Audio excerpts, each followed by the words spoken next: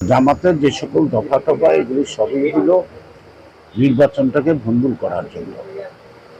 ওরা আওয়ামী লীগ নাই, এই কারণে বিএনপি ক্ষমতা আসবে, এটা তারা সহ্য করতে পারে না। আমি জানি কিয়ামত পর্যন্ত বাংলাদেশে জামাত কখনো রাষ্ট্রীয় ক্ষমতায় আসবে না। অন্য দল আসবে, কিন্তু ওরা আসবে না, এটা শিব। ওরা পাকিস্তানের যখন আন্দোলন হয় তখন পাকিস্তান আন্দোলন ওরা বিরোধিতা করছে।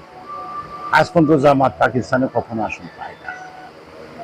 জামাত কিন্তু ভারতেও আছে, শুধু বাংলাদেশের না।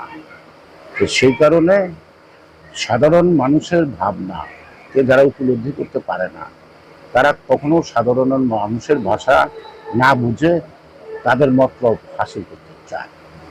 সেই কারণেই বলবো যে আমরা স্বাধীনতার যুদ্ধে যেমন আমাদের রক্তদান আছে, জীবনদান আছে, আমাদের শ্রম আছে, এবং প্রত্যেকটা আন্দোলনও পরিবর্তনে আমাদের শ্রম আছে।